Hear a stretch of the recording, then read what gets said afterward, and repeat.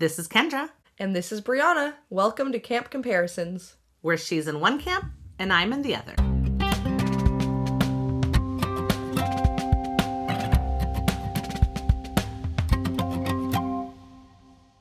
All right. We have watched episode 5.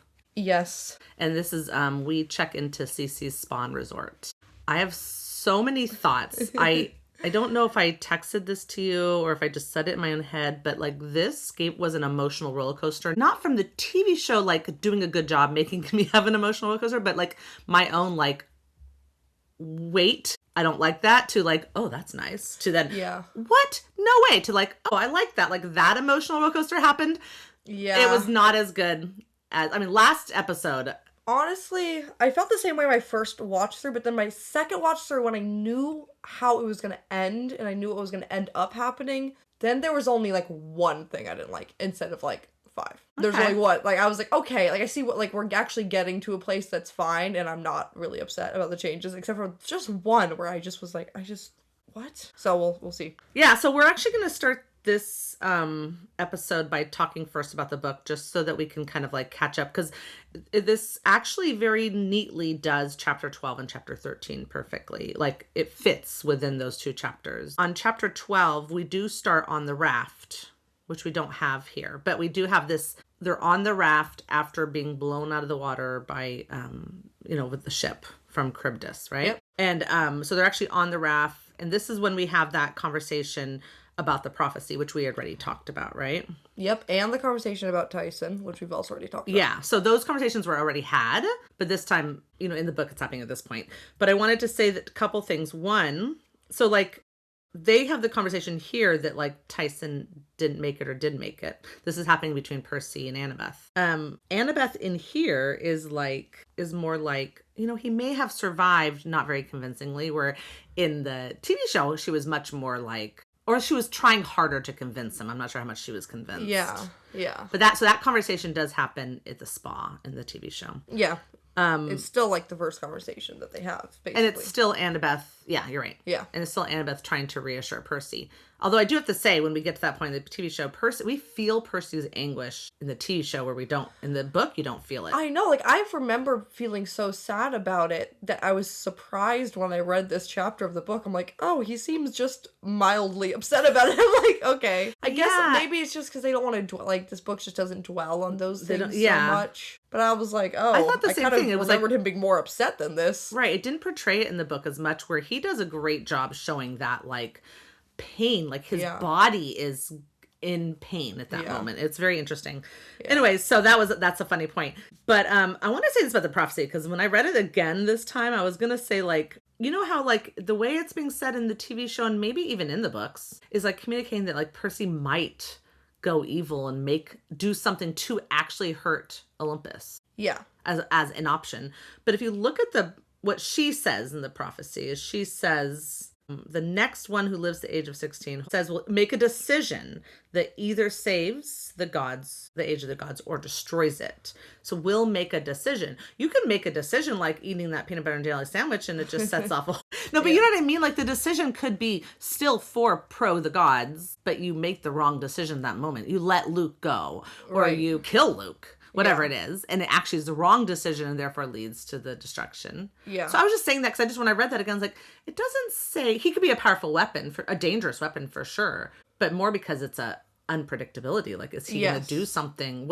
He is going to make the decision. So what decisions he's going to make? Yeah. Yeah. I see what you're saying, but I think I like how they're doing it in the TV show. Either way, I'm just saying the prophecy doesn't actually mean that. I feel like it just adds another layer. Yeah, but Annabeth is just saying what Chiron told her. Like, it's like a telephone game of prophecy that's ending in Percy saying, hold on. So they think I might destroy Olympus then. Yeah. And Annabeth is like, well, I guess we're not saying that. Yeah, and that's true. I don't know. That's true. I just feel like I like it.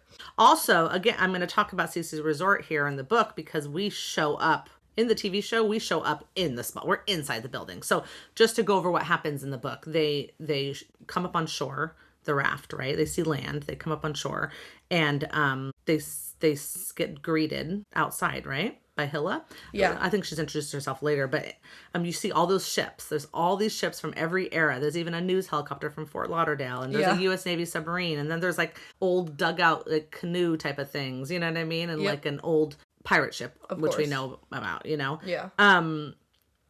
And they, as they're walking in, they're just so tired and happy to have a lua and like maybe a shower. He's literally thinking, we know this is bad news. Like, we obviously know that this is no good comes to suddenly showing up in a, you know what I mean? Yeah. And they're like, I don't care, which is interesting, you know? But also, I personally think from the way he describes interacting with Cece that also her magic is already working on them the second they step foot on the island. Well, yeah, so that up to that point, they're just arriving to the spa. So when we start episode 5, they wake up in the spa. Yeah, and they're right. So they're in like a foggy room. So at first you're like, what? Where are they? It looks like it's just like a steam room, I guess. Like, what a weird place to put them in. I don't know. I guess I think it's really just for the dramatic camera effect. It is, 100%. But I'm just like, okay, I'll just put them in a steam room as they're passed out. Like, what about like a bed? Don't you guys must have beds? You have so many people living here. Right. It's fine though. Percy starts walking towards the door, and then Annabeth like shows up. And is like, no, wait, don't go out there yet. Like, I haven't scouted. Mm-hmm. And then he looks at her and he's like, you're...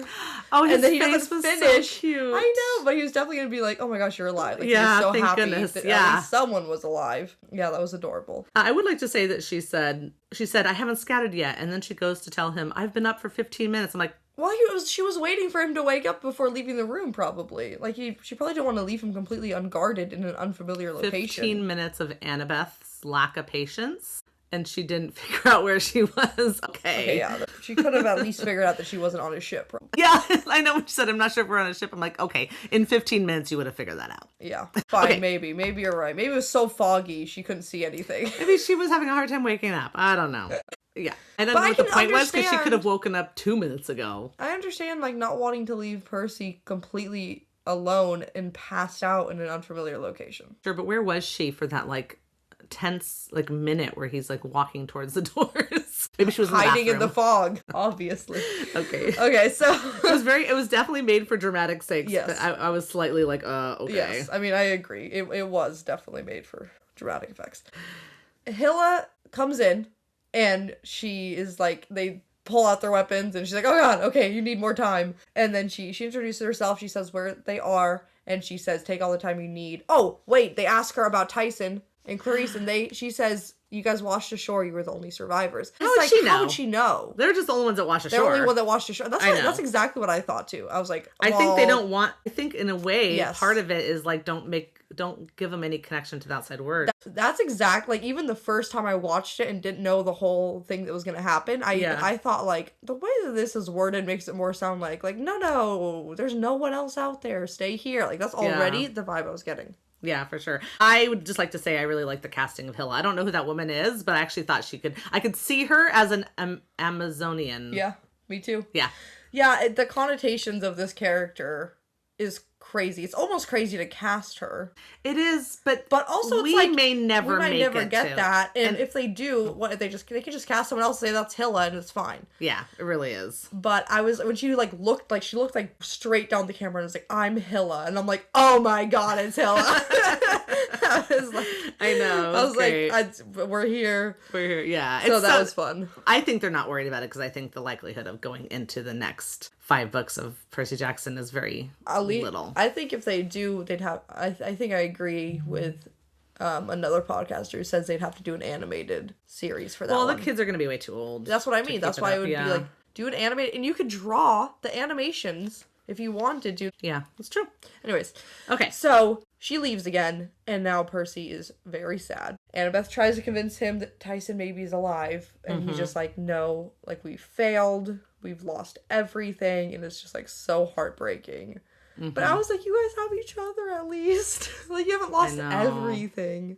I was very happy with his acting at that. Yeah. I was like, oh my god, I can feel that. And I feel like he's, like, not just, like, he's sad, he's in pain, and he's also, like, angry. Yes. And I feel like that anger is maybe directed towards, I don't know, the people who got them in this situation. I don't know, maybe it's Luke.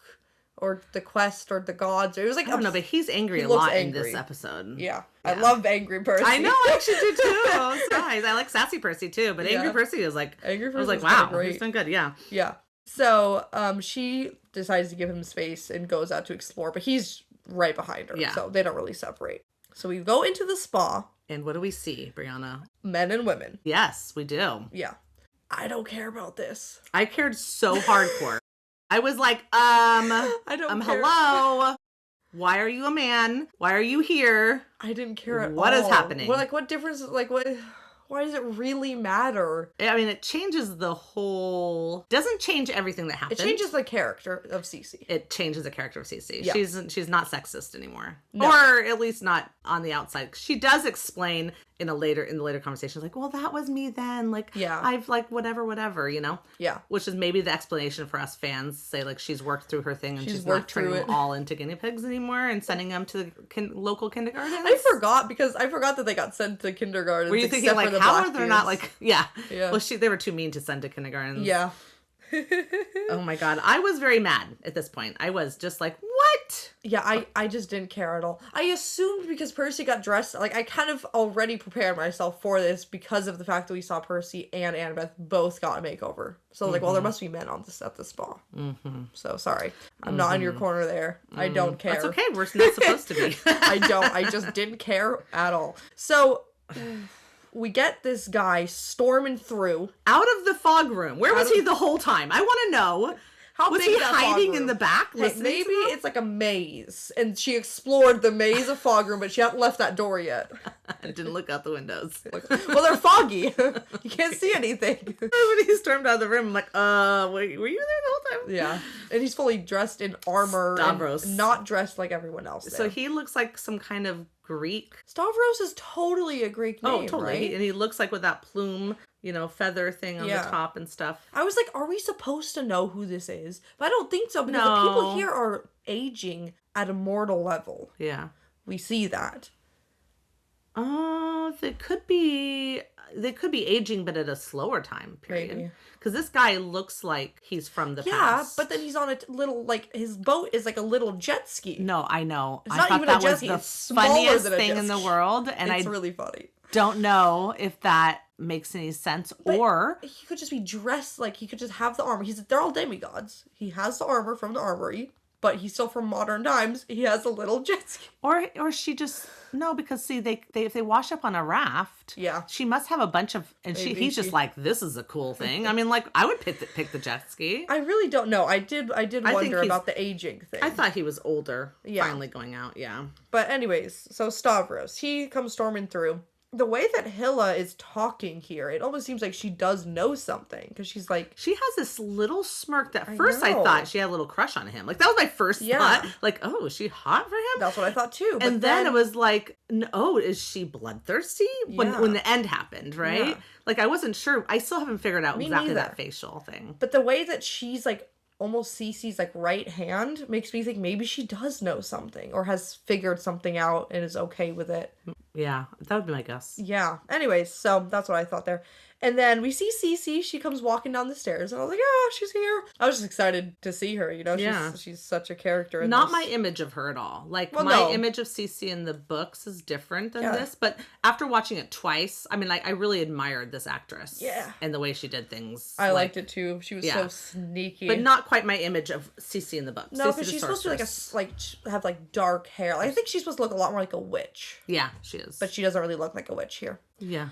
But I think it's good. She's for also what supposed to be like the trying most beautiful woman you've ever seen, and there's nothing against this woman. She's a pretty lady, but she's not like the the most beautiful. She's woman not. They're ever. not. They didn't try to make her look. They like weren't that. trying to make her look that way. No. Yeah. Okay. So instantly, they start talking about fatal flaws here suddenly, Right. and I was like, okay, like, at least we're getting fatal flaws, right? This is something mentioned. The whole way that they do this in here is very interesting. So we know. I was mad until I figured out that Annabeth already knew hers, and then I wasn't mad anymore. Like, it made me mad. It's so funny how that doesn't make you mad. I'm like, Well, why Annabeth does was Annabeth supposed already to- know hers? No, Annabeth does know hers in the book. She was like, she knows that hers is hubris. Oh, that's right. Yeah, so I was like, oh, she didn't get told her fatal flaw. I don't like that. She's supposed to already know it and like be It's the working other towards overcoming it. So we bring up fatal flaws for the first time Yes. here, and I was just glad they're mentioned, glad that they're happening, because I think that Percy's fatal flaw is so integral to his character. For sure. And Anna is there too. Well, and that's integral to this episode.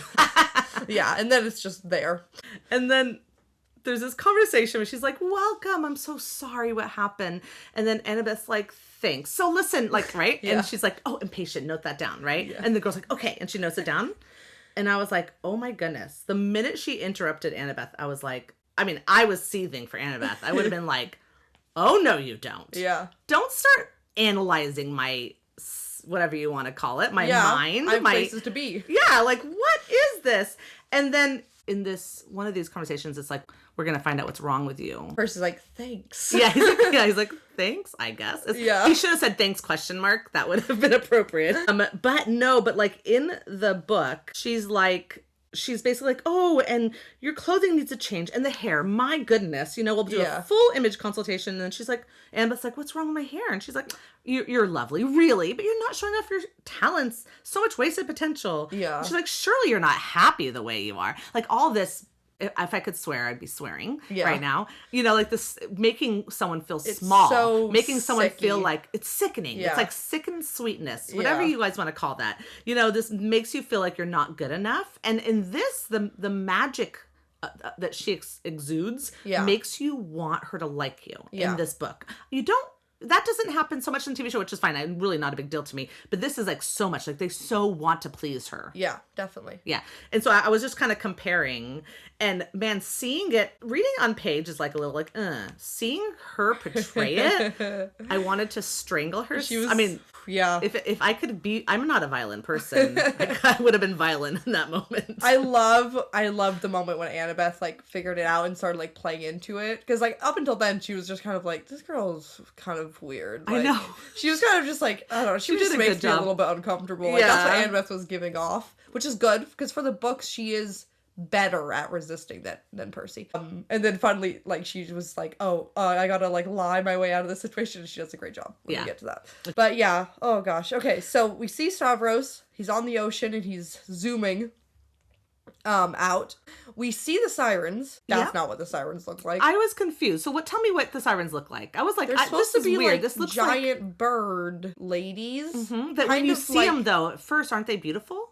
Aren't they supposed to be if beautiful? you can see them, yes. So basically, if you can see them with your like ears plugged or whatever, like without hearing their song, they're ugly. And they have like bits flesh of flesh hanging from their in their teeth. But I think they're supposed to be beautiful. So like otherwise. in the like myths of them, they sing and they're supposed to look like beautiful, almost like mermaids or whatever it Like is. mermaids, And then the sailors go. But when they get close, or when I see the real them, then they suddenly something they look like that, or something. they just eat you when you get close enough. But their true look is not beautiful. Yeah, however or you that works. crash on their shores. And This then they looks pick like the some pieces. sort of descendant of Groot. Yeah, well, yeah, like they're like lava rock form Brutes. peoples that they can't move, so you have to walk straight up to them. Where the other ones, they could fly. Like that's why they're like kind of bird people, because if you just crashed your ship into their like rocks, that was also great for them because they just fly down and pick at your remains and eat you. It was just like, I didn't. And like isn't the myth? how Aren't they looked. three sisters that got like cursed? Probably. Okay, That's the average Greek stuff. I didn't like I the didn't like how they sirens. looked particularly, but it's fine. At least they got the myth right. They explained the myth correctly. Yeah. How they sing, every song is different, how they lure you to their death, and they can make you see visions. Yeah. The only thing they didn't get right is that their song is supposed to hold knowledge, and that's what tempts Annabeth into wanting to listen. Right, because she wanted to find out more about herself. Right? Yeah, it tells you like, yes, exactly. It's like kind of like into your soul. It kind of like tells you about yourself, and she feels like that knowledge would. Well, I mean, hello, she's a child of Athena. She wants all knowledge. She wants all knowledge, and that's one of her. I mean, that's maybe in itself part of her flaw, Yeah. But yeah, so that doesn't seem to be the case in this. Yeah, they don't. And even when we hear the siren song, it's just like ethereal singing. Yeah, it's just There's no words. pretty sounding. So that's like the only thing missed out. But other than that, the myth was perfect. So I'm like, at least they got the myth right. Fine. This idea of throwing this into the whole Cersei's, you know, the sorceress and her, like, how, what she's doing here and stuff was just like, I went back and forth. I was like, it was like I was hot and cold on this, you know what I mean? Like, I couldn't tell, like, do I like the fact this is being all smushed into the same story, you know what I mean, as opposed to they escape this and they go into that. I don't know, like, I don't know. Even after the second time watching this, I didn't love it. I was like, okay with it the second time. Like, there is some fascinating aspects to it. I do love the whole idea of why she's doing it and stuff. Yeah. But I didn't love it. I just think if the option was do this or cut one of these two things, then this was better. And Okay. I think, I agree with that. I think that that's what the options were. Like, because otherwise you'd just be going fast in and out of. Yeah, otherwise you'd be like, we're at Cece's Island, you're a guinea pig, let's get out of here and see the sirens. Yeah. And then you'd be like, that episode was kind of whack. Yeah, okay. So I just think it was like, oh, we don't have time for both unless we somehow, like, combine them. And I don't know. And for a combination, it's not bad. No, and it kind of almost makes sense. Yeah. Like, it's fine. Okay. So now we're back just talking to Cece because the guy died. Okay. Stavros died, he got eaten, his helmet. Okay, that fine. was the helmet we kept on seeing in That's true, the in the trailer. And we were like, whose helmet is this? Just a random guy. Right, with the plume thing on top, and it was so weird. Yeah. Just no one important. No it was important. just a good shot. It was a great shot.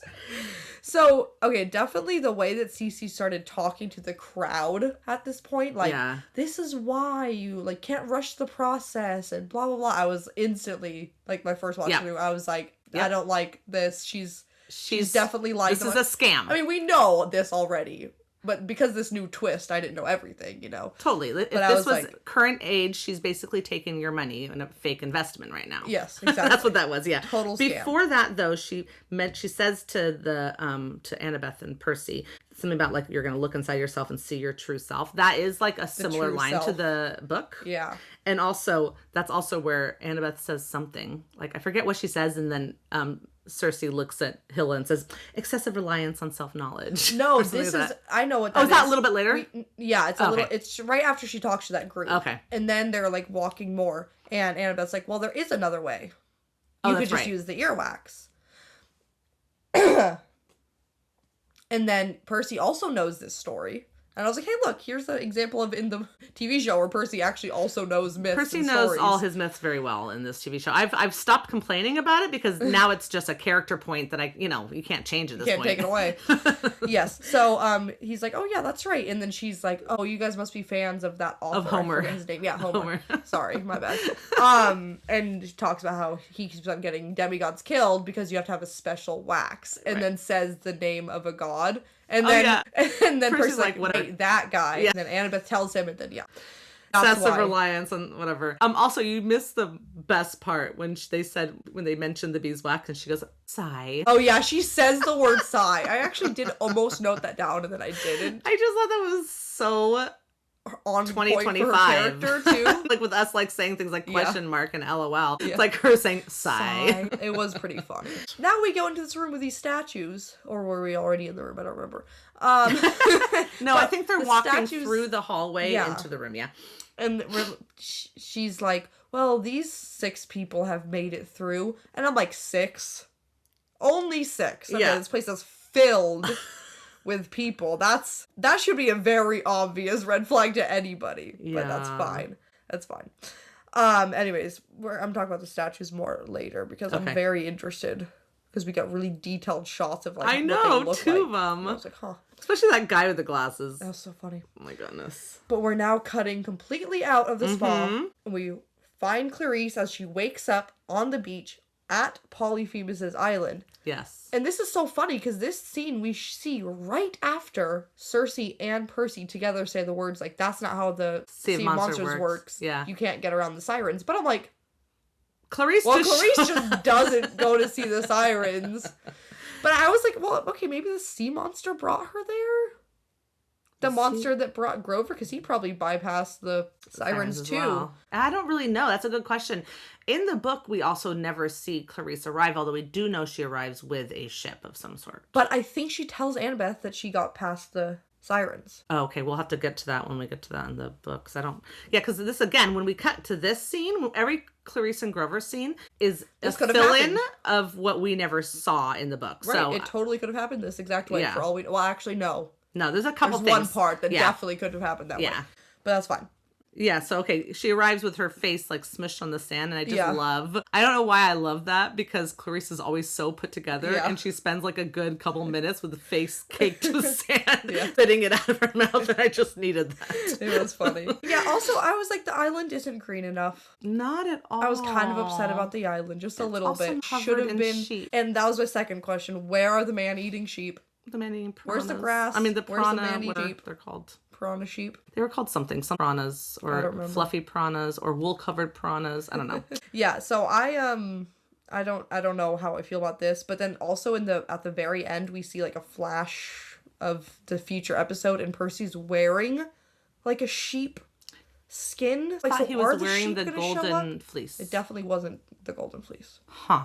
It was just a normal fleece. Okay, I'll have to look again. We And do we're just not have seeing all them of right now. next episode. I know. So That's why I'm like, there might still be sheep, but also where are the sheep? I want to see Percy hugging the bottom of the I know. Although It's I'm such a okay. good plan. I mean, That's it is why- a great plan, but I don't think they're going to do That's that. why when I see him covered in the sheep wool, I was like, oh, it seems like they're doing a similar plan. Maybe he's going to just be covered in sheep wool. I don't know. Now Grover's humming a song in the cave. Am I supposed to recognize this song? I was wondering if it was that, oh, golly. I know. I wondered that too. I was but it didn't both quite- times it didn't quite sound like that. So I don't know. Well, I didn't recognize it. So And he's in a carriage. he is. So did they put a carriage on a ship and the ship got wrecked and then Well, you have to think. We do Polyphemus. like ship cars from place to place. Back when there wasn't cars, were we shipping carriages? that's a question. I don't know. Put your carriage at the bottom of the ship. We're going to America or whatever. Maybe. So I don't know, man. This place is full of random stuff. So then, so Polyphemus brings Clarice in, hangs her up, and then has this great line about how she needs nutmeg. Oh, I was so and happy. I was like, yes, like we just get, it's probably the only moment we're gonna get like this. Instead of mango chutney, but But we cloves or have whatever it. it was, mango salsa, whatever it was. It Yeah. was, I think it was mango chutney. Yeah. It's funny though because he in the book he like doesn't know what these things are, but he's like, okay, I'll go get I'll go them. get mangoes. Okay, we just took a quick break and I reviewed that section of the book and it is mango chutney. It doesn't say anything about nutmeg, but still, I mean, Yeah. whatever. It was nice. I was very happy that he wanted to go get some kind of seasoning for her, you know? Yeah, it was pretty funny. Yeah. So now Clarice cuts herself down, and Grover's asking about Annabeth and Percy, and she tells them that they're dead. And then she says, like, I'm sorry, but it looks like she really means it, which is nice. But she's, like, super into, like, we gotta set a trap She and goes kill this right guy. into action. I mean, Yeah. like, the minute she's up there, she's like, Grover, are you going to help me? And then she gets And helps then- herself. And then she's, like, immediately, like, finding an oar, turning it into like, there's no hesitation She's with doing this a great girl. job. Yeah. And he's, like, trying to have a conversation. I know. I know. I'm also a little annoyed at Grover, but also I do think if you were using all of your brain power, you might be like, hey, Grover, the person who's been trapped here for a while, do you have a plan that might work? Because you know the entire layout of this place? Anyways, but he Which does. is basically what he says at the end. Like, Yeah. I have hope.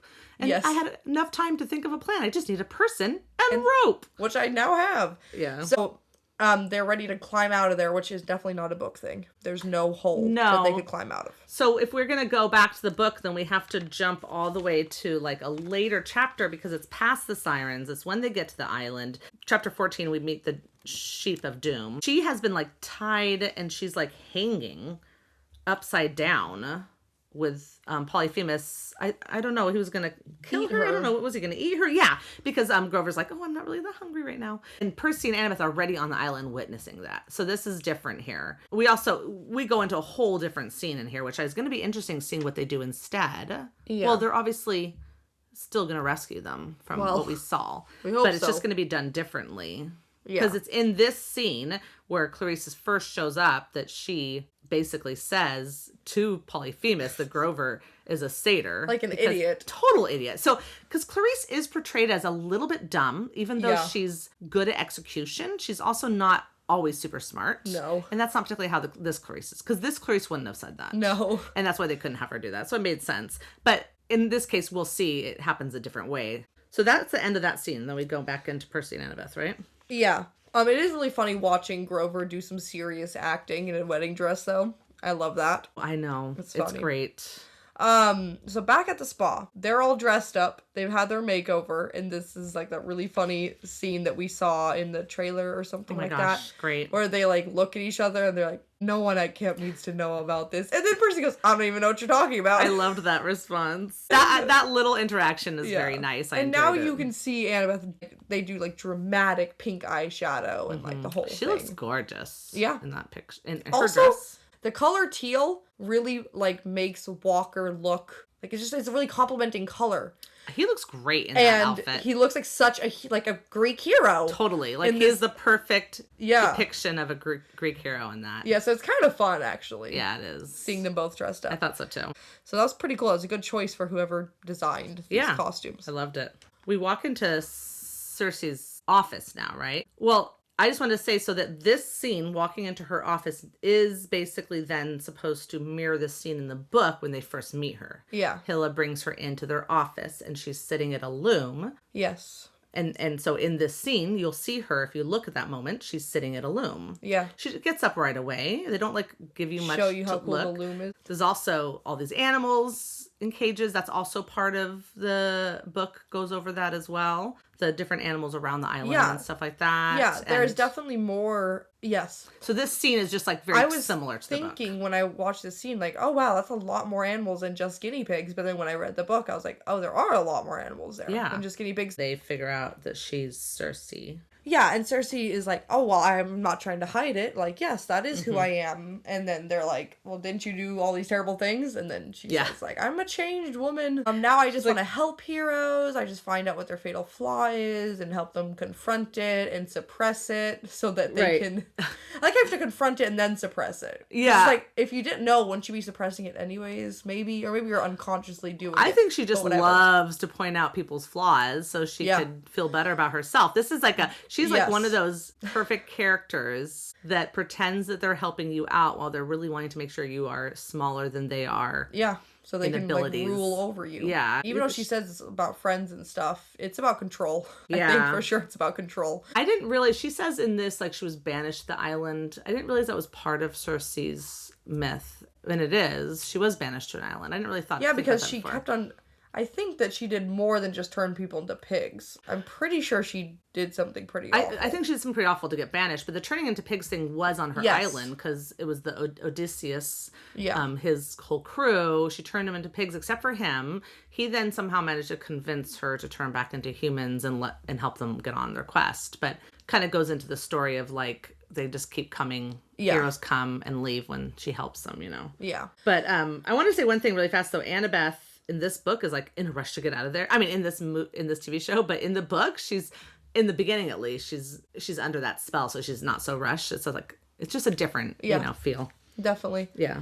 It's not until she's worried about where Percy is. Right. So, we talk about fatal flaws again here, and when they ask Cersei what hers is, she says empathy, which is so, like, it's such like a cop-out answer. I don't think that's true. No. Like, I think she's lying. I don't think so. Yeah, I think so too. Because that's so, like, a job interview question. Like, oh, like, what's your worst quality? It's like, oh, I work too hard. And I care too much. Like, I'm like, your fatal flaw is empathy? Okay. Wanting to help people, because she sure does not want to help these people. She's not helping them in any shape or form. It literally can't be true. Yeah.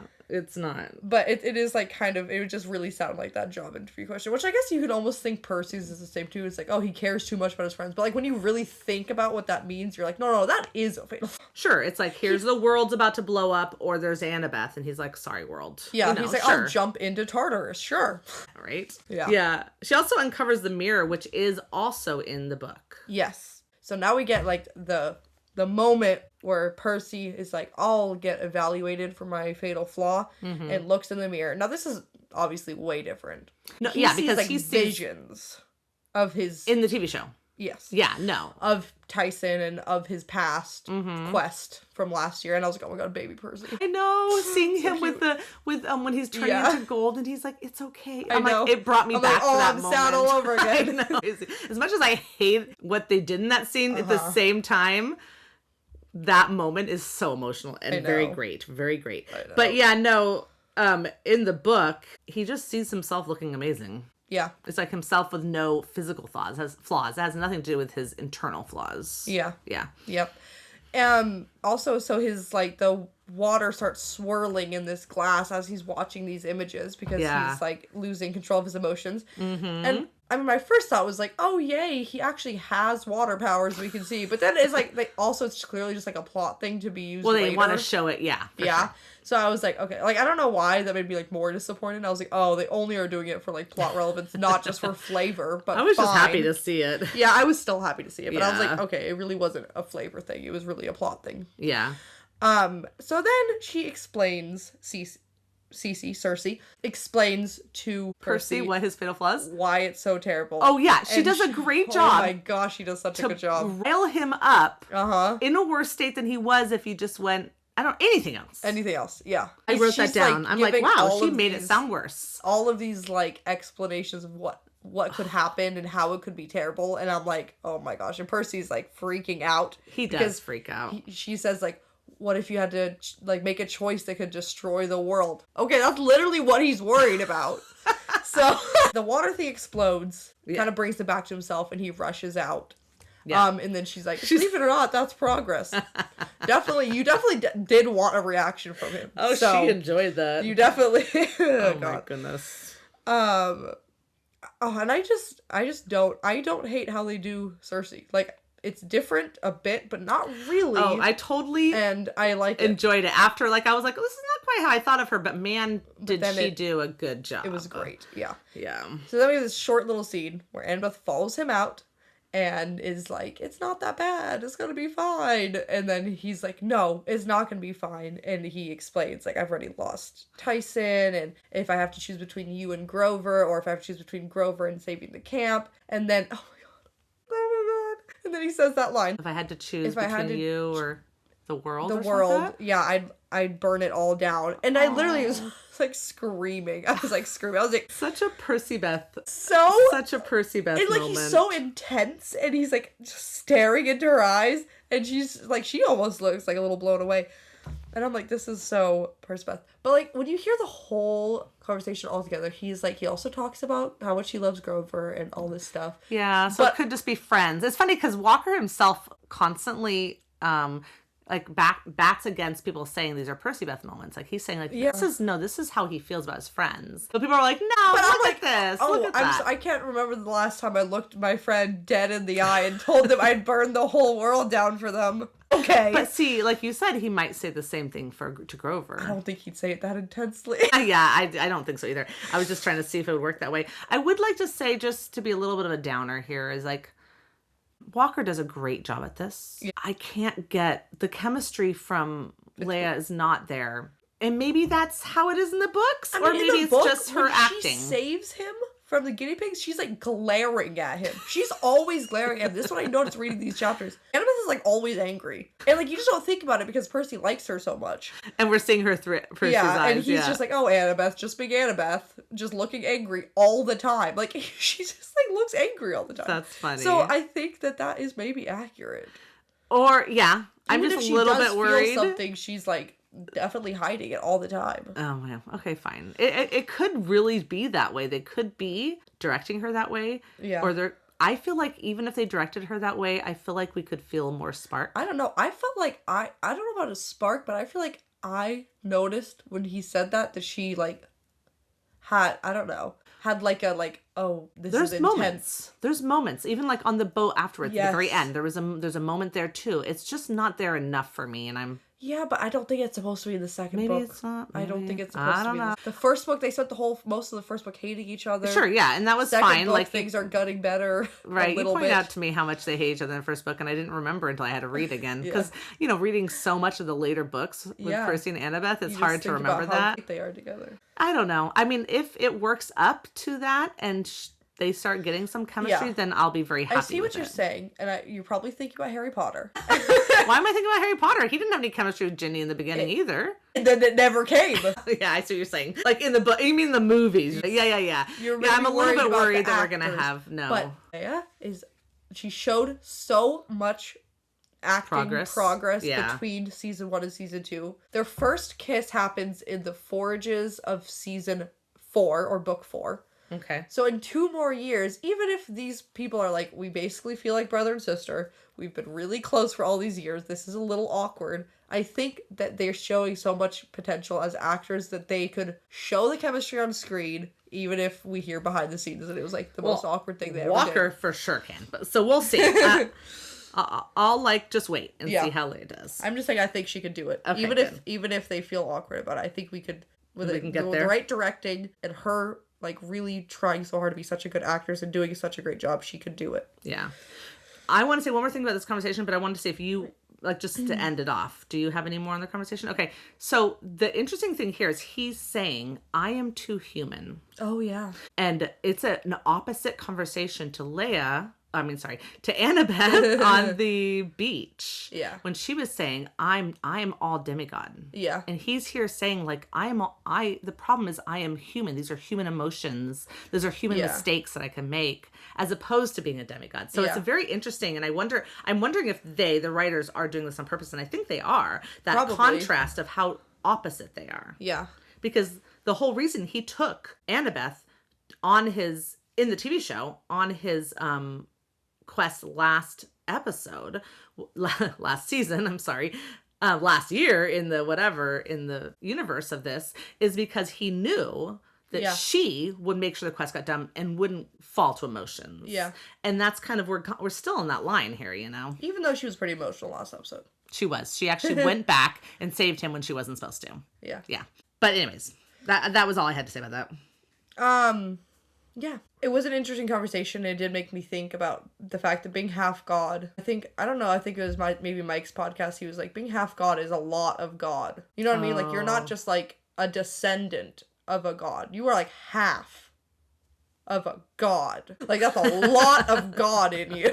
You know what I mean? Yeah. And I know that there's like demigods that, I mean, they really don't have even a candle of power to their parents, but it did make me think that like he's feeling too human. But in my head, I'm like, well, of course you're a human, basically. Okay, I guess you are half God. Yeah, exactly. You know, like, it's weird. But it was how he was raised, and his mother specifically. I mean, Annabeth wasn't even raised with love that much. Oh, so it's very sad, especially because later we really like her dad, so it's hard to kind of reconcile that. But anyways, yeah. But now we switch back over to Clarice. Yeah, so she's mid climbing out of this hole. And they stopped to have a conversation about how she needs to hurry, which pissed me off. This is every movie and TV show. When you're supposed to hurry, you stop and have a conversation. About how you need to hurry. Yeah. She could have climbed and talked. But anyways, the fact that Grover can talk to this tree made me angry. Because he should be able to talk to this tree, and that's cool. But do you know who should be? Why can't Percy talk to horses? If Grover can talk to this tree and know that it's sassy and know its name, we couldn't have had a similar, small moment where Percy could do the same with horses. Are you serious? And it's not even that hard. It clearly was easy. Also, may I just point out, jumping ahead, that they had this is not in the book, but still they had the little what's fluffy thing, the guinea pig talking to Percy. Oh yeah. Not by saying it out loud, by what's it called? Subtitles. Sorry, I get excited and I forget my English. Like, now, weird if people don't listen to subtitles. They wouldn't know that, I guess. Sometimes those things will pop up on screen. Anyways, because, But anyways, so even if they didn't want, like, a voice to come out when the horse is talking back, they could have subtitled the horse's voice. It could have neighed and been subtitled. Totally. I mean, they just showed they could do that. There's no reason why this shouldn't have happened already. Like, I'm like... We're just going to randomly introduce that next season? We better, but I'm going to be angry about it. Unless, I mean, I get it. Percy will be like, oh, I didn't have this power before because his powers work differently. Yeah, they keep showing up randomly. But whatever. This is pissing me off. Officially now, this is the first time I've been like, okay, I'm very mad at it. Yeah, being mad at that at the same time while also loving the fact that he has a name for the tree, calls her sassy, and then Clarice says, you're weirder than I remembered. That was a fun interchange. I know. I was upsetting having to be mad when I also loved the scene. But also she's like right so close to the entrance by the time she falls. I'm like, is that how rude the tree really is? Yeah, right? I'm like, sassy, more like an evil tree. Right, and also the way Grover can handle things, pipes, a root could just come down, create even like a ladder. They could just climb out. Yeah, this Too easy, obviously. Yeah, I was like, okay, fine, whatever. Polly comes back. I know. I love when Grover calls him Polly. And Grover like shoves Clarice under the bed, but forgets to put his veil back on. Not that it seems to have mattered, but whatever. And well, it mattered until when he walked into the no, but then Polly says he knew the whole time. Oh, I know. Which we haven't gotten to yet, so I can't complain yet. So he's like, "Oh, you're not a slops," and then she's like, "Polly, I would have never lied to you." It was very funny, until it wasn't, because then he like locks him up.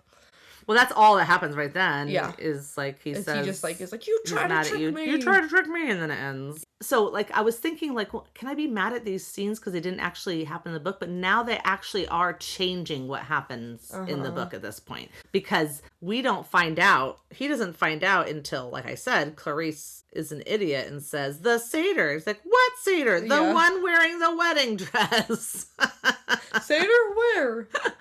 Oh so and that's, so we are getting a different way here that I was like enjoying this up until this point, and then I was a little bit like, okay, maybe decisions could have been made a little different. That's fair. But you know what? They did a good job on the Cyclops.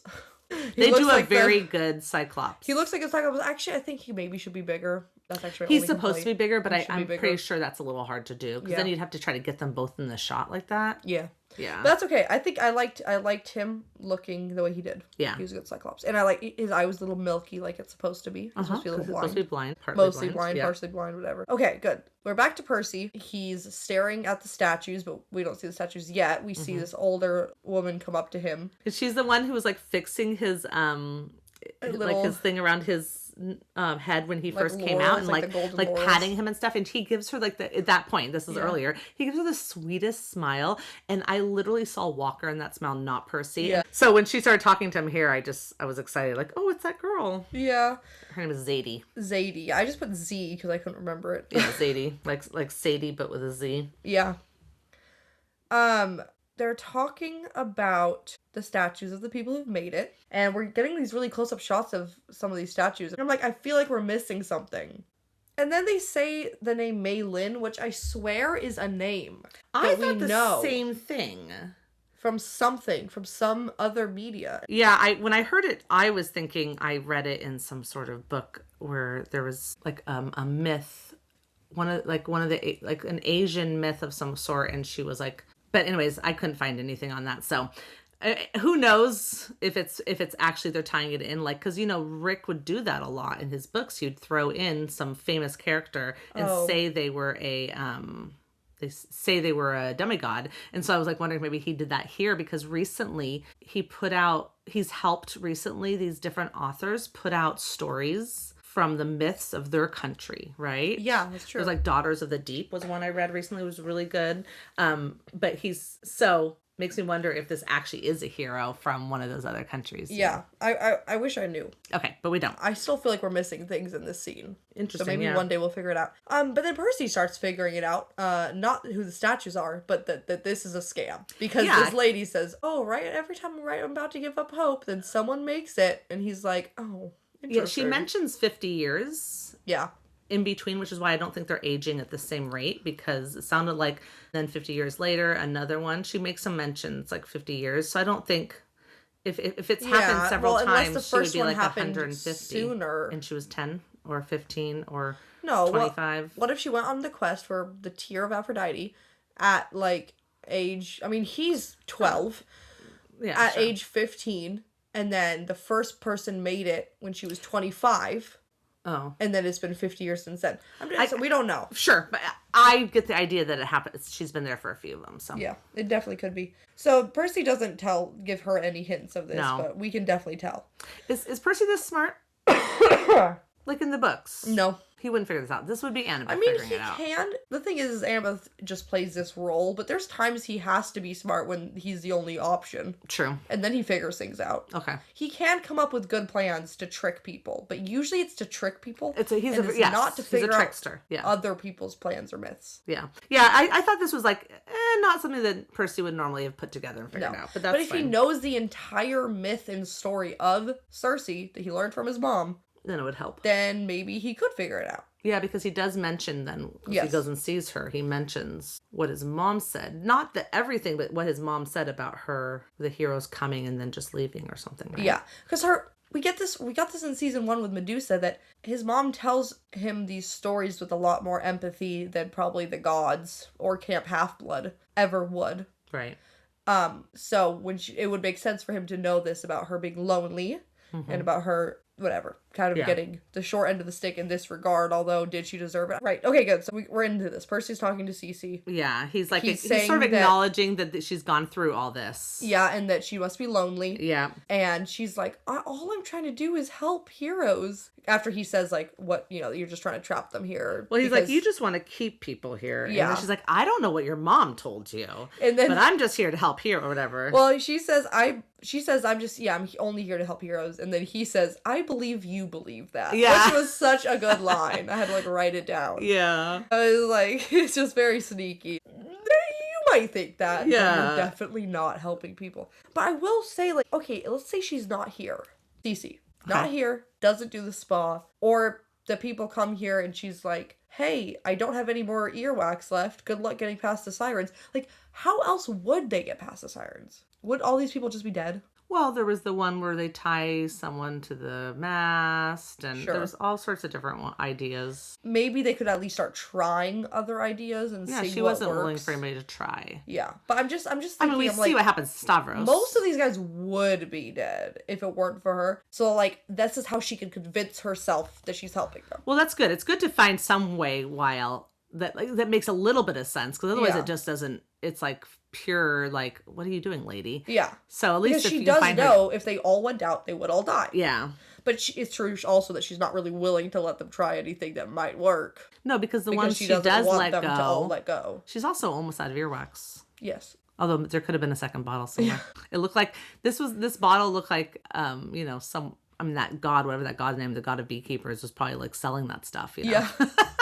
And it's being delivered by Hermes Express, right? She could probably buy some more. I bet you that's how they get all their supplies on this island, is Hermes Express. Yeah, but there's also Amazon, which is run by the Amazons. Yeah, don't forget the Amazon.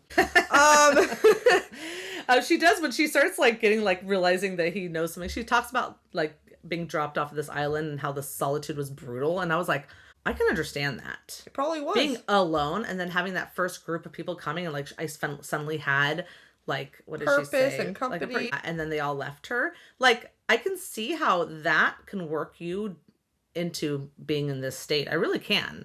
Because, it's just enough, whatever, like maybe she didn't start out that way and it kind of this is not an excuse on it being okay. I'm just saying I can see how that would wear on you and turn you into someone who decides to trick your friends. It's like, well, just like the show, we're both getting empathy for her.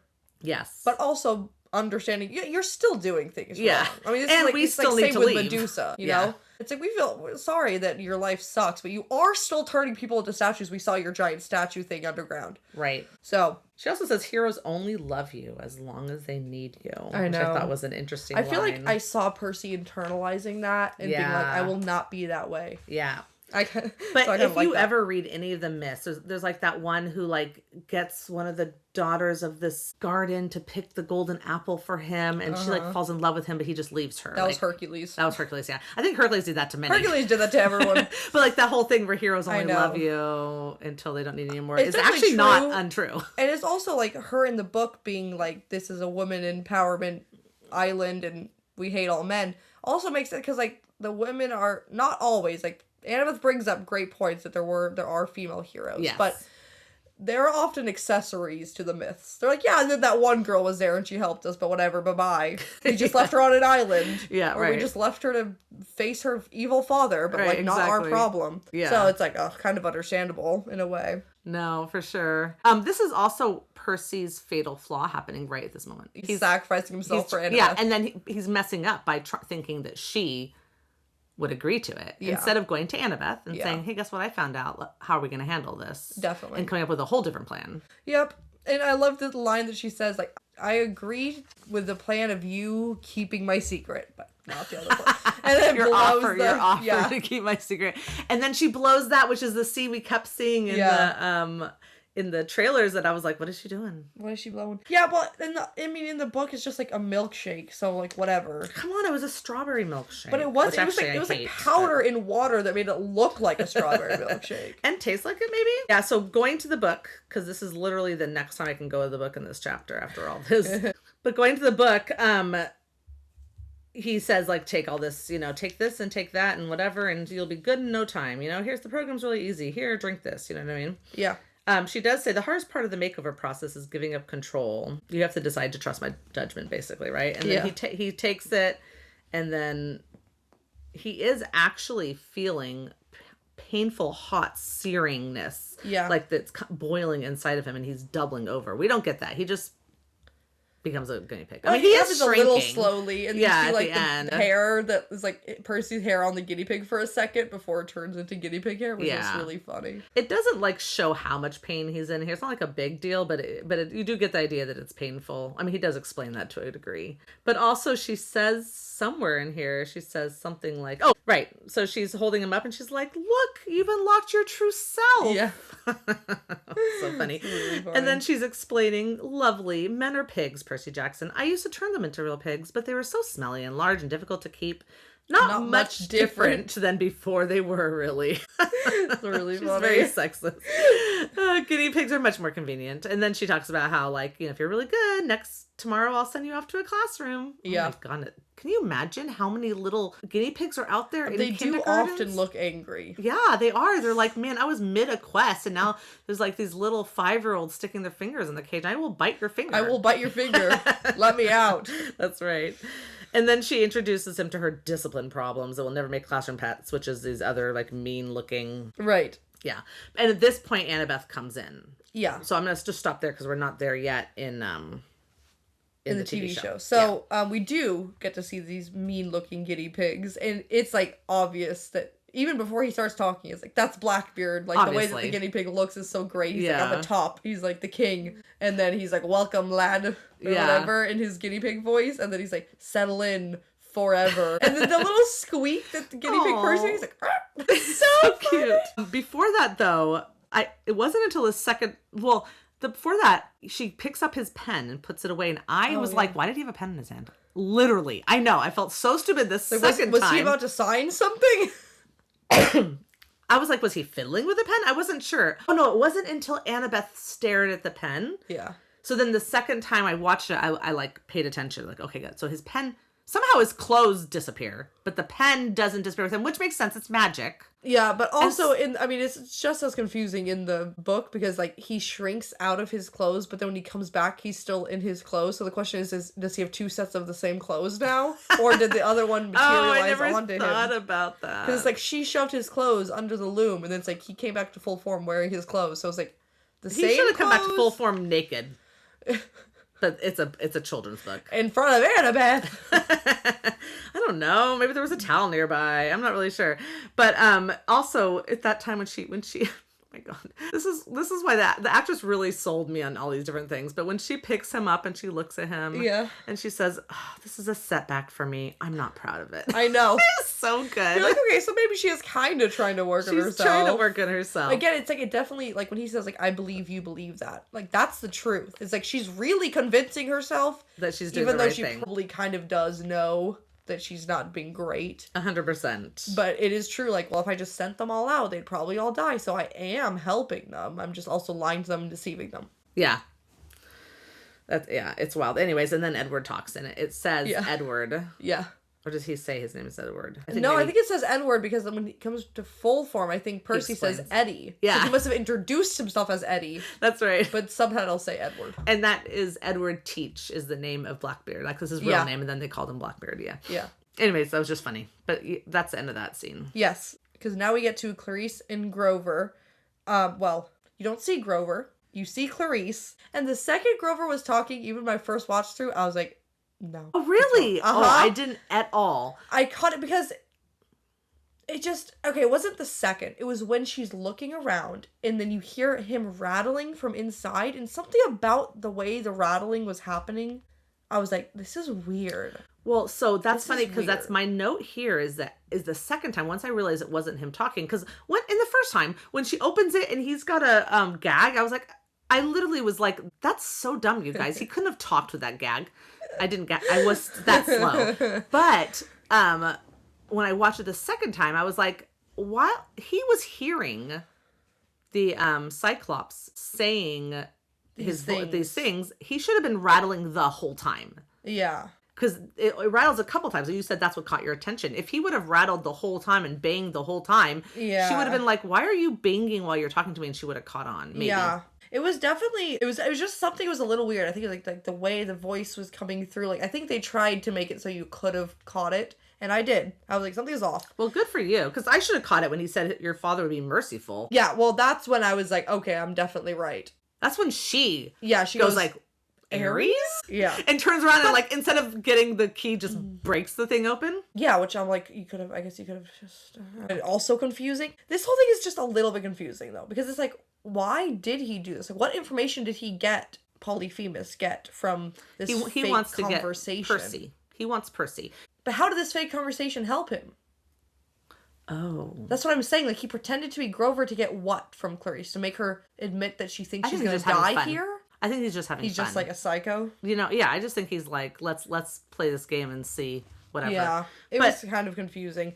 And then he's all like, I knew the whole time. I always knew. You're going to be great bait. I'm not dumb. I know. I was and I'm so like, sad. I kind of like dumb. Maybe no, 100%. I was hoping How for are the you nobody. supposed to trick him with nobody if he's not dumb? So now I'm like real confused. Well, we're gonna obviously get a whole different rescue scene. The rescue scene's gonna not be from the book at all. Yeah. I'm bummed. I'm gonna be very honest with you. I'm bummed. I was very happy with Polyphemus until I found out it was all just a joke. Why is he was saying now, you know, he's heard him talking and stuff, so he's kind of just been waiting for Percy to come rescue Grover, I guess. Yeah. But why does he care? Now he's like, he just wants a bigger meal. Clarice. Maybe just hoping. The Satyr Council hasn't been sending as many satyrs out because they have to do all these licensings and requirements. Maybe he's just getting less and less food, and now he's like, I gotta stock up, man. Maybe. I wonder if he has a big freezer. Maybe. Or he just keeps them alive. Oh, God, terrifying. That's literally the most horrifying thing ever. It's just like, wow. Oh, God. No, but yeah. See, this is why I told you that I had the worst roller coaster on this ride. Yeah, It was like, and then it was like, awesome. And it was like, what? And it was like, awesome. It was like, no. But this still isn't even the main thing I'm upset about. Wow. Yeah. This was just like, okay, well, things are going to be different, but it always works out in the end. It'll be fine. But yeah, so that ends that scene, really, if you want to end it with that sad, whatever thing we find out. Yeah. Okay. So that's that. And again, nothing like that happens in the book. Nope. Also, he knocks Clarice out. Polyphemus does it. Oh, that's right. Poor girl, man. She's already fallen on the ground out once. Also woke up. I mean, I don't know what happened to her in the sea, but she woke up, passed out on the beach. Poor girl. It's gonna be Clarice X Brick instead of Jason X Brick. Oh, this time. A lot of people are not going to get that. Nope. But that is totally a second series joke. That is like deep fandom lore. Okay. Yeah. Now Annabeth comes into Cece's office and she's like, "Where's Percy?" Yes. She's all dressed back in her quest clothes. Yeah, she was like, "Get me out of this." She must have washed her makeup off too. She's got blueprints or something. She's got, it's like plan. I love to believe it's actually just a really bad like stick figure drawing of a plan. Didn't we see a little bit of it? Maybe, probably. I think it looked like really professional plans. Yeah. Cersei's like, well, we still don't know what your fatal flaw is. And then Annabeth's like, no, I know exactly what mine is. I just love, I mean, even though I was a little bit like, oh, is this, I forgot. She's supposed to know. But I love how she's just like, yeah, that was my first progress report at Camp Half-Blood. Like, and she's just like brushing her off like, whatever, listen, lady. Yeah, and then she's like, are you more afraid to fail or are you more afraid to die or whatever? Fail your mom or die. Yeah. And then she goes, well, I'm not going to die because I'm not going to fail. Which is like, your fatal flaw. Yes, but also like the best thing to say to her at the same time. She's like, what a dumb question. Like, and that's like, you're being dumb. Listen, like, I was like, whoa, yuck, gross, shivers. Yeah. When she said something like, you're always vying for like your mother's attention, except for you won't admit it or something. I forget what the wording was. It was just so gross. It like gave me like full on vomit feeling. Like I was gonna, I was like, ugh. Yeah, it was not good.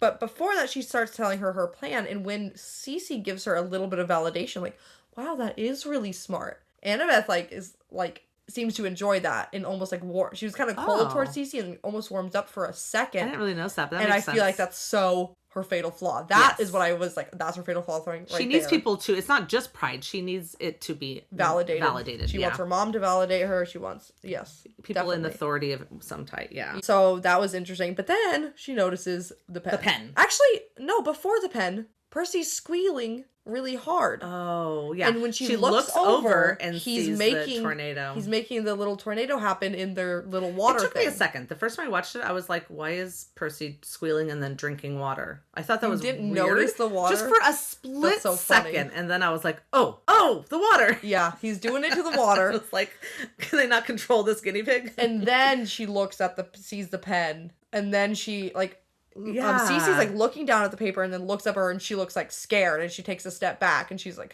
oh gosh, Percy's What a do I guinea do? pig. Yeah. And She loses her cool for a second, but she Yeah. catches it pretty fast. she does, and then she does a great job. Like, I am more worried about You're failing right. my mother. And then turning her back to her, like, totally and, like, natural. really slowly. Very, like she's fiddling Yes, with it. like She's she's anxious nervous. and nervous. Yeah. I thought that was a great, I was thought that so was a good good. job. It was So a good good, job of Annabeth. acting like you're acting like. Which is also what happens in the book, because she still acts dreamy. She's like, That's oh, right. yeah, Oh, maybe. yeah. Let And me then- just say goodbye. They leave her alone. She tries to pick up Percy, but they're all squealing, and she can't tell the difference. She So takes a she multivitamin takes one herself. herself because it's supposed to like ward off any magic, because Cersei Cersei tries in to here turn her uses into, like- magic like twice, but in know. there she's much more, using her magic. So Yeah. Yeah, exactly. She tries to attack Annabeth with it, and it but then doesn't doesn't work. But then she threw all the Multivitamins. vitamins into the cage, and then all of them eat it, which is what happens here. Yes. Yeah. Yes, so Annabeth is like slowly pulling at her, the bag that Hermes gave them, pulls out the thing. And as she's talking, she's saying, I didn't really have a mom that was there for me, and Percy did, and sometimes that makes me angry because he like got all this love and I didn't. But then she's like, but what makes me more angry is the thought that someone would try to take him from her. And I was like, oh, heck yeah. I It's know, like, I liked that. oh my gosh, Sally and Annabeth like love each other so much in the books, and that was we just so don't great. get that in the Interacted TV show yet, so it's nice But to see I don't think that. they've interacted yet. No, by I the don't think books they've either. interacted yet. No. So it was just cool. But what makes me more angry is the thought of someone trying to take him from her, and that was so great. And then She turns and shows the things. I was like, you could have thrown them in and then shown them, Yeah, because this no. girl has magic. But whatever, it's flare fine. of drama. Just a I little know, flare of right? drama. If Cersei had it all, could think fast on her feet, those vitamins would have been in her hand before you knew it. I mean, she could have thought Annabeth already had some in her, I don't know. but still. I love how in the book Cersei's like, curse Hermes and his multivitamins. Those are such a fad. They do nothing for you. And I'm like, they Literally just did. worked. Okay. I know, that was really funny. Yeah, so she doesn't turn. She says she can't turn Percy back into a human in the book, and so that's when Annabeth pours the vitamins inside to all of them, because Cersei Also, says she can't. must be lying. She's probably Right? lying. Is she magic or not? Yeah. Whatever. Okay, but two things I forgot to say. Okay. When Annabeth's explaining her plan to Cersei, Cersei's like, but who's gonna steer the boat? These water powers. Why is that not the answer? Why is it not? Because Percy still has only figured out.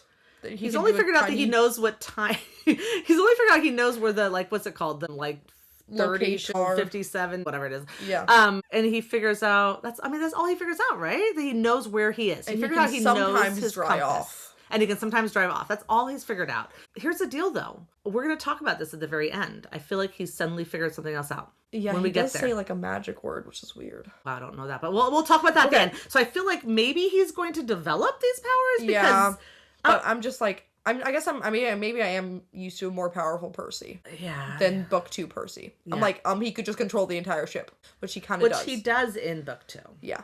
But he doesn't realize it until he's for the first time. And he does say it's because it's an older ship. Like, he says, like, that's the one he could control. Yeah, maybe. It was, like, the one that called out to him. Yeah. Okay, we'll get to that. Okay. But also, when Annabeth has her back turned to Cece's, like, slowly rolling up her plans. Yeah. Which was so good. It'd just be like, let's just put this away. Like, it was really good. Yeah. Okay, so here we are. Multivitamins. They're getting eaten. And they all I explode. hope you're going to say what I want you to say. Okay, into go ahead. the glittery whatever, turning back into themselves. And how do they all land? They all land where Percy's like in the middle.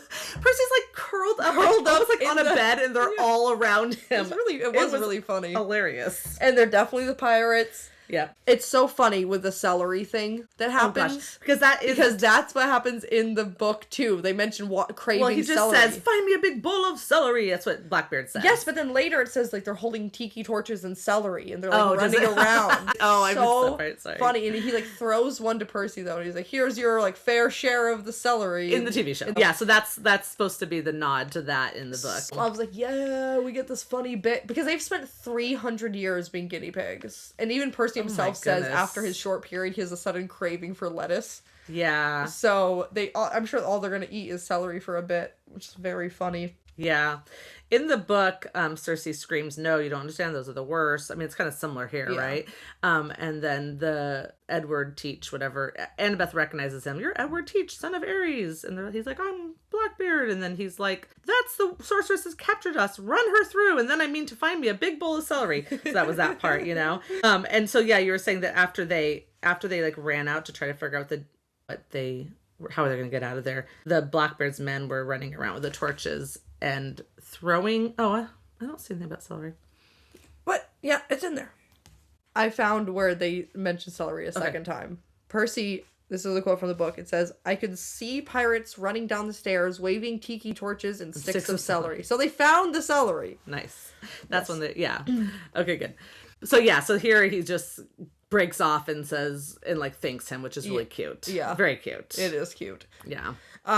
And they run after Cersei, but then later, Cersei's just fine. It seems like the place is fine. She's fine. Right, I guess we don't know everything that happens, but I'm like, we know this that is like Blackbeard is supposed to be running around basically destroying the spa. Yeah. I mean, in the book, he's doing that. Destroying it, because then these two characters, Hilla and her sister, lose their job and their comfy life there, and then this is like a plot thing in a different book. Yeah. I'm like, well, like I know we might not get it, but like you're changing like the lore. Yeah. That affects later lore, but at the same time, like, okay, off screen this could have still happened. Like Cersei could have been fine, and everyone else could have been not fine. Like, she could have had like guards around, and she was just standing there because she was so mad at Percy and Annabeth. She wanted to watch them. Well, I think she was ready to steal that earwax back. Mm-hmm. She was waiting for it. Beeswax, earwax. Beeswax. Which, by the way, when they pick up that jar, couldn't they have felt it was empty? No. Maybe it was really heavy glass. Maybe. In the book, they find the Queen Anne's Revenge, which I believe is Blackbeard's, probably the real name of it, you know. Yeah. But he just said he knew that the old vessel was, you know, right for him, and he jumped in, and he was just like concentrated, and suddenly, you like literally just suddenly a magic word came to him. No. What's you that mean word? In the book? Oh. Is that not a magic word? What's the word? He says mizzenmast. What is that? It's a thing. It's one of the masts, you know. Oh, he was commanding the mizzenmast to do something? He was remembering what it was so he could command it to do something. I thought this was like a magic word, and I was like, wait, I'm so confused. No, he's just calling out to the right name. Okay. And then he just like, the ship just does everything he wants it to do, and that's how they take off. Yes. Yeah. When Cece is watching Percy and Annabeth, you actually see this pirate ship. Oh. It's in frame. Okay. So that's cool. But they do not take it. They don't take it. Nope, they do not take it. Yeah. Instead, they are going to plug both of their ears, find out there's not enough of it to plug both of their ears. Percy says him up. He'll take the mast, she'll take the earwax. Which is completely opposite to the book, and no reason. I agree. That's what I thought No too. reason, because she could have still cut herself out just like he did with his Riptide. Which is dumb. Again, they were dumb both times. Yeah. Don't stop leaving them with their weapons. But yeah, there was no reason to change this. No. This was weird. It was weird. They could have done exactly the same thing. He could have gotten the stuff out on time and gotten his ears. Yeah. She could have been tied to the thing. He could have been watching her freaking out, wanting to go. Yeah. He could have looked away, and she could have cut herself out and swum. I loved how it happened in the book, because this is how he learns he can command the bubbles under the ocean. Right. This is what I'm most mad about. Is no when bubble. He uses like the rope to pull him back. Well, so that's what I was gonna say. Freaking water powers. Well, how's the rope pulling him back? I don't even know. Okay, so I think that's him controlling the boat. The boat to do things. I know that's not what you're saying. There's no reason why. There's no one on board to pull him out. But. Yeah, like what else was he doing? Unless that was some pulley system that she set up. Yeah, I mean, but she didn't. But okay, Cersei does the magic, takes the earwax. Annabeth's like, oh, it's fine. I can just face them. Are you dumb?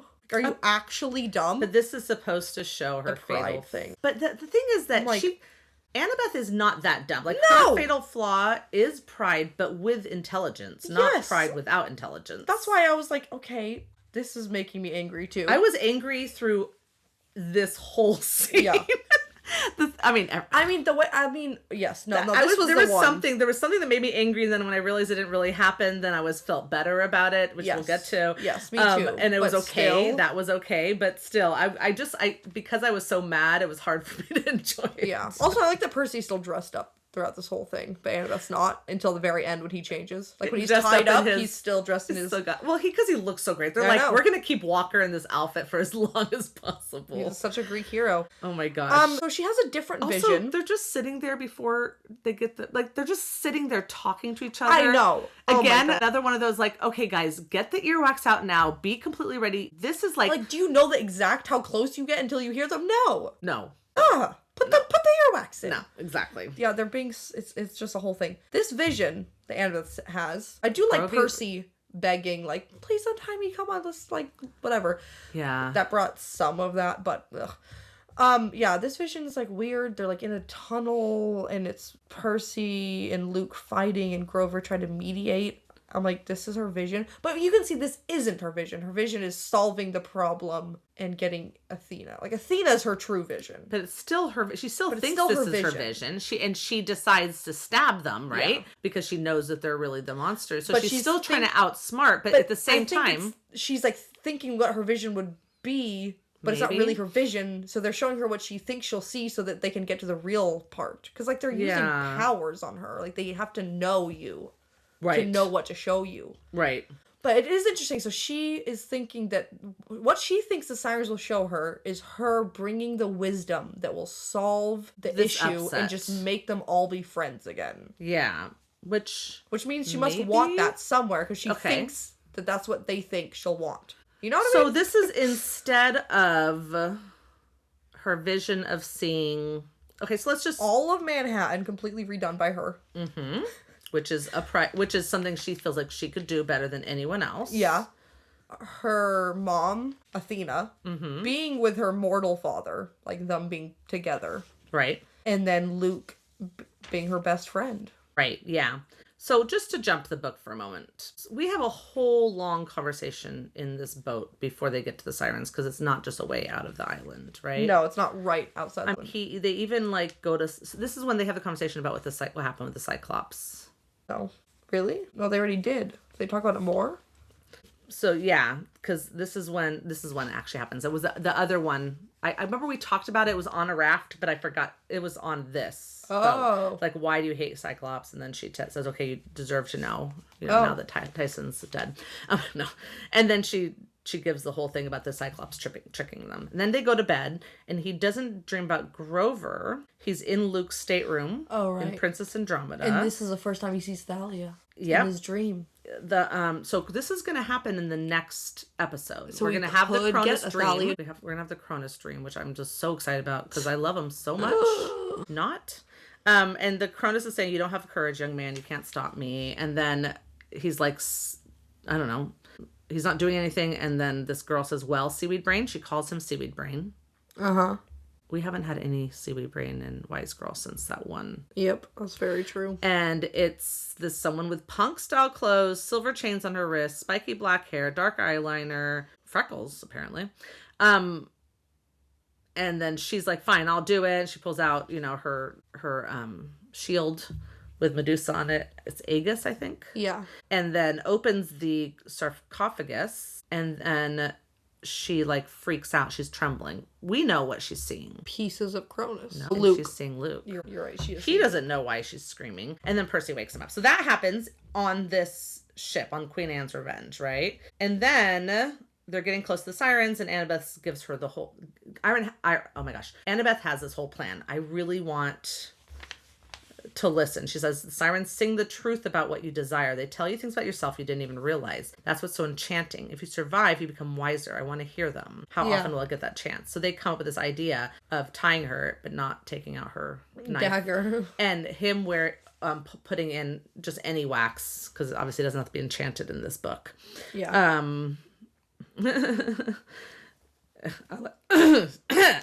Sorry.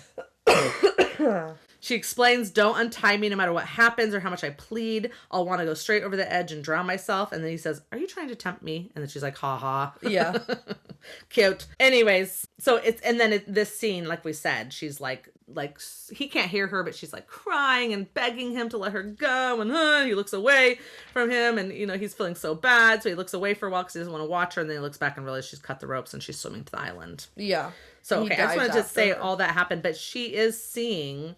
when he touches her, he can see what she's seeing. Yeah. He explains that they are like, imagine a flock of vultures the size of people with dirty black plumage, gray talons, and wrinkled pink necks. Now imagine human heads on top of those necks, but the human heads keep changing. He couldn't hear, but he could see. It was like his mom and Poseidon and Grover and Tyson and Chiron, all the people he wanted to see the most, smiling at him. But no matter what shape they took, their mouths were greasy and caked with like old, gross, dead stuff. Yeah. So like, because he couldn't hear anything, the full vision wasn't happening. He was just getting like a little bit. But yeah, so the moment he touched her, he sees Manhattan all built, and then he sees what's obviously her dad, the goddess Athena, and then Luke. And I remember, and all the times I've read this before, I thought it was saying that I thought it was saying a romantic attachment to Luke, but that's not it. She just wants herself. him. She tells Percy, I want to be able to save him. Yeah. I think I can save him. But I think it's more, because she does have a crush on him in the books. Yeah. I think she's saying that out loud, but she's also secretly hoping that maybe he will. Well, I think she grew up with a crush on him. I mean, I think he was like hero. It was like hero worship, and then he was like that older boy. All the young girls have a crush on. Whatever. Like I think she really did. But I also think a lot of this is like, I just want to see Luke back being normal in my life again. Yeah. Even if she's not like right now, like I want to have a relationship with him or not. Yeah. But either way, she's confident she can save Luke at this point. She is. That's right. That's what she wants. It's definitely what she most desires.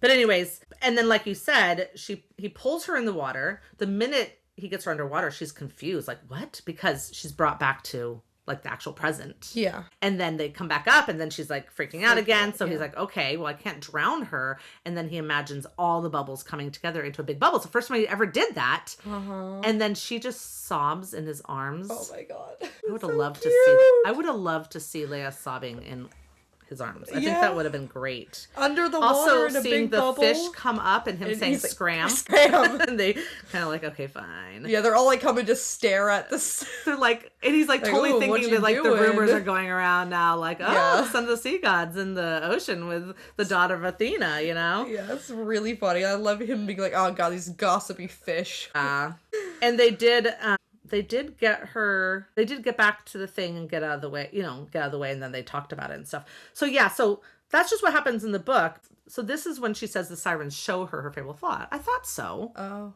Yeah, so she says, that's what the sirens showed me. My fatal flaw is hubris. And then he says the brown hummus? stuff? Yeah. The brown stuff The they brown spread stuff. on veggie sandwiches? No, seaweed brain. That's hummus. Hubris is worse. And then he says, what could be worse than hummus? Now, I take offense because I love hummus so much. I forgot about that.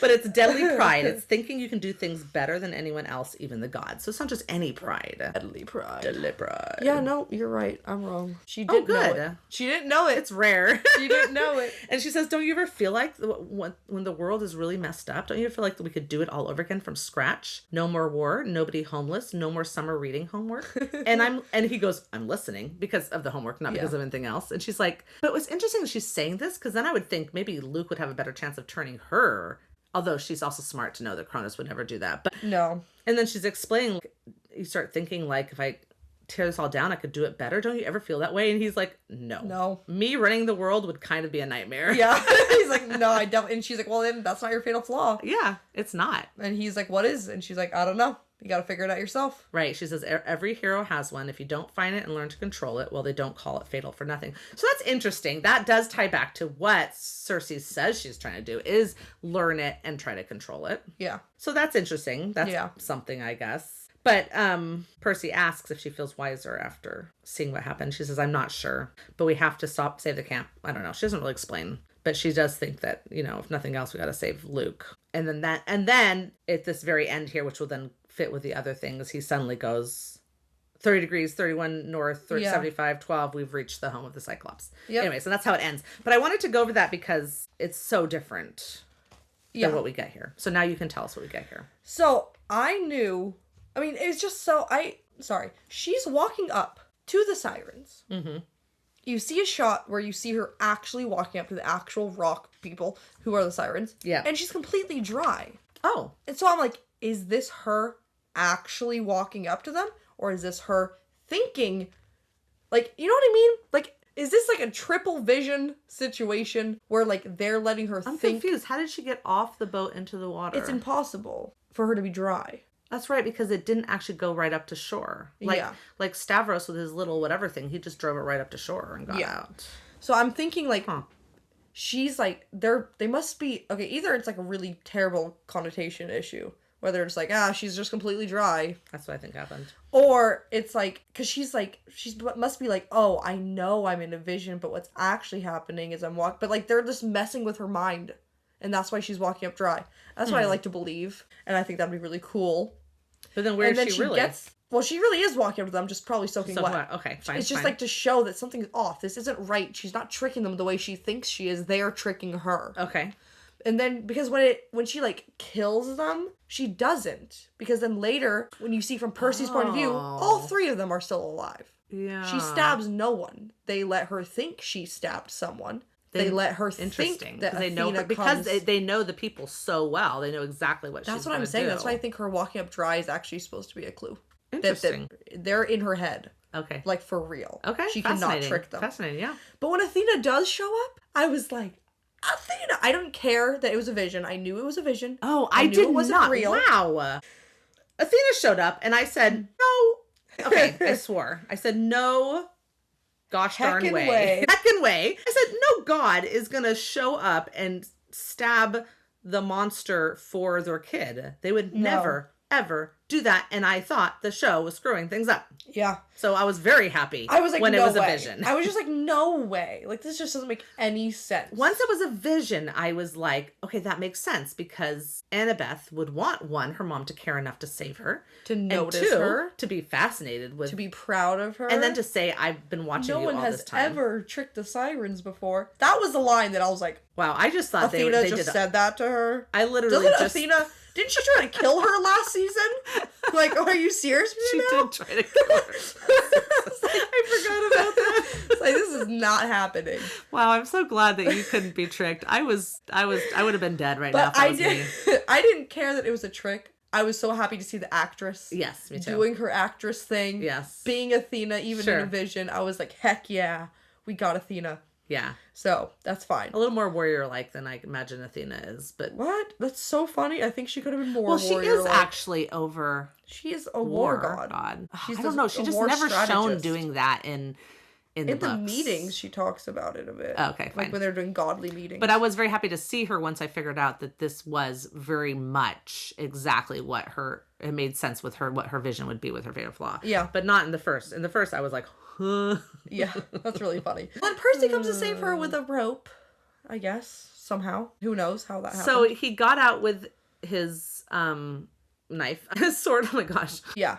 And then he must have tied the rope on him, and then somehow in that desperation figured out that the ships will listen to him. Or he just had, or the wind, he was like, okay, the wind will catch the sail and yank me at this specific angle. No, I much prefer my version.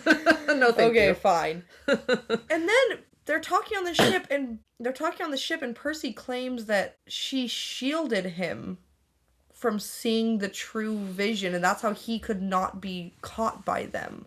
So I had a thought about this. Like, I understood the first time I didn't get it. The second time I understood it. Can the sirens only trick one person at a time? at a time? No, his fatal flaw saved him. Because it would have been Because saving what would her. he have seen on that island? He would have seen someone he needed to save. But instead of it being them, it was a real person that he needed to save. Okay. And he saved her. Yeah. Although the line of "What did you see? Just you?" I was like, "Shut up! Shut up! Shut up!" So he said, when she says, "What did you see?" And he says, "Just you." And then there's a long pause. And I was like, "Oh, Percy, you're basically saying all your desires is It's Annabeth." yeah. And they did that to us. I know. It was a trick. It was a trick. Definitely did that to us. I was like, because then he's like, if you were on those rocks, whatever, I would have died for sure. But it took me the second time for me to think, like, if he was alone, his friends would have been in dire need of his help. He would have saved them only to then die. You're right. But this time she was actually there to be saved. Okay, fine. If you think about it as you only are seeing your fatal flaw, then it does make sense. Mm-hmm. Because in my head, I was like, this is the mirror of Erised. You're seeing your heart's desire. Oh, but if you're seeing your fatal flaw, then yeah. Yeah. And I think and that's why, like, the "just you" line, he was basically saying, like, I didn't get any other vision. I only saw you doing this. That's not how it sounded, Percy. Okay, but also another really cute Perciveth line is when Annabeth's like, I was so dumb for thinking that my mom would, like, notice me or would care about me. And then Percy's like, well, she should. I know. And I was like, oh, shut up. He is ultra kindness. I know. Percy. God. I mean, I think Percy's always very kind. Yeah. In general, but not as aware, though. This Percy is super in tune with the emotions of others, and the Percy in the book is not so much. No. So. And then they both say that, like, they saved, like, you saved me by being here, and you saved me by being here, and this is the perfect fate where we're both here together. And then they smile at each other, and I'm like, oh my god, so cute.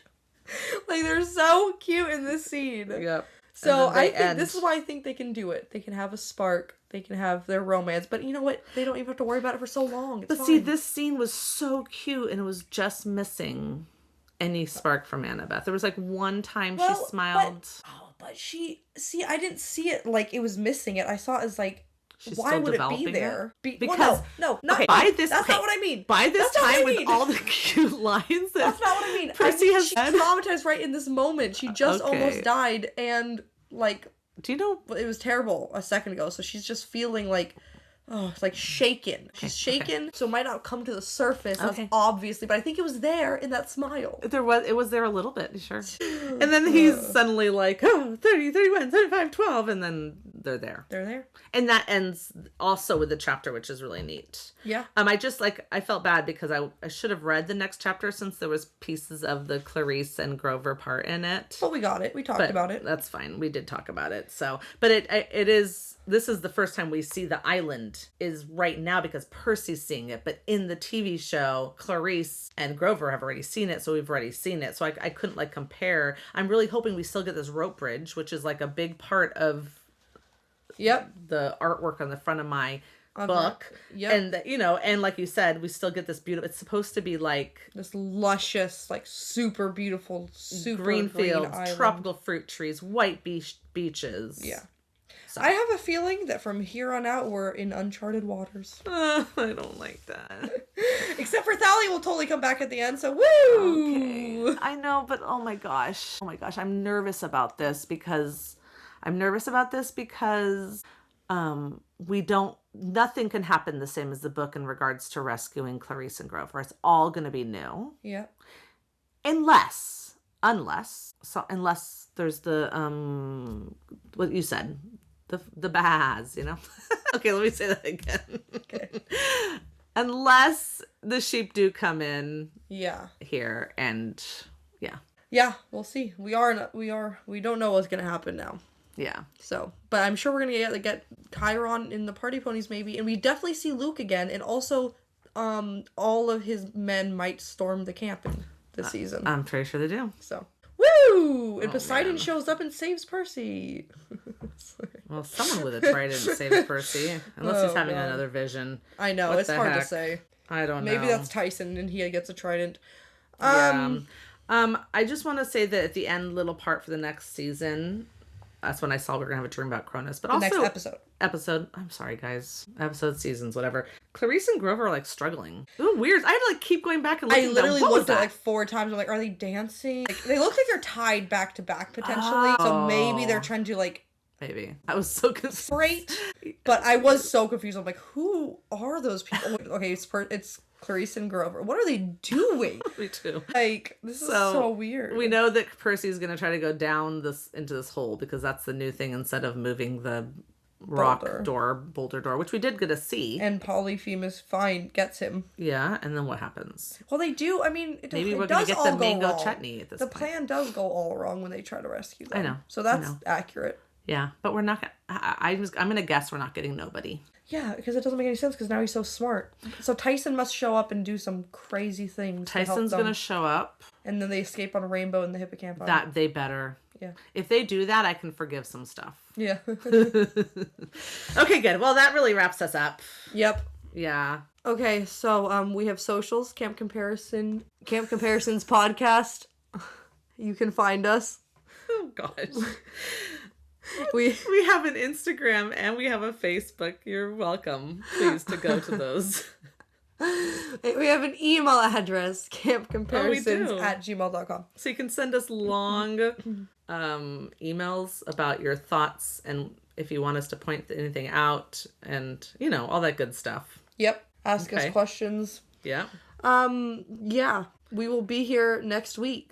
Also, if you would be so kind, if you have other friends that are also watching the TV show and like Percy Jackson, it would be amazingly amazing if you told them to check out our podcast. We would appreciate that. Yeah, definitely. We have mostly all of the opinions here, so you can come find we cover us. both sides, generally speaking. Generally speaking. Except for when we don't. Yeah. Okay, guys. Until next time. See you at camp. Bye. Bye.